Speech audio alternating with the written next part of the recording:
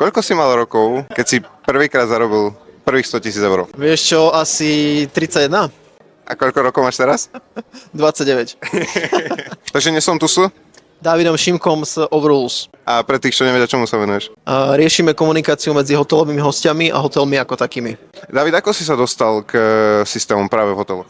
Vieš čo, bol to taký postupný pivot. My sme nezačínali s hotelmi, ale riešili sme skôr také tie správu budov a takéto vecičky.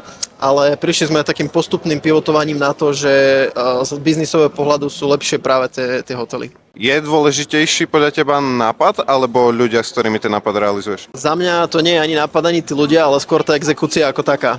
Môžeš mať nápad, aký chceš, ale potrebuješ tomu dať nejaký tvár a musíš sa tomu hlavne venovať pravidelne, aby si sa vlastne dostal nejaký ten výsledok z toho nápadu. Baví ťa to, čo robíš? Určite, baví ma. Takže je podľa teba dôležitejšie robiť to, čo ťa baví, než sa sústrediť na peniaze?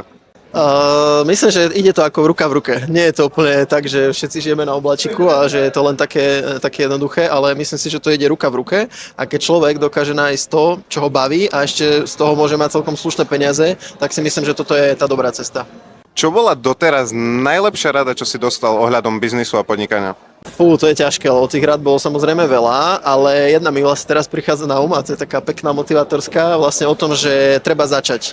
Netreba čakať, niekedy som taký bol, že som čakal, že ešte toto musí byť hotové, ale vlastne nie, lebo tak či tak ťa vlastne ako keby prekvapia rôzne veci počas tej tvojej cesty a preto proste treba aj začať, treba skočiť do tej vody a proste naučiť sa plávať. Nikto ťa nepríde zachrániť, musíš sa zachrániť sám, čo? Presne tak, no, je to tak. Ja mám 21 rokov, ty máš 29.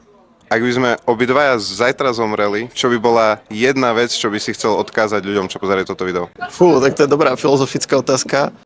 Keď rozmýšľate nad vecami, tak rozmýšľajte, ako by ste mohli tým, čo robíte, pomôcť ostatným ľuďom. Toto ja mám stále ako keby v hlave, v mojom srdci a je fakt dôležité mať tam niečo, prečo to robím a hlavne kvôli komu to robím. Myslieť na ľudí najprv a výsledky sa potom dostavia. V podstate áno, ale zase ruka v ruke. Nedá sa to úplne len tak jedno alebo druhé. Super, díky David, to bolo super. Díky moc.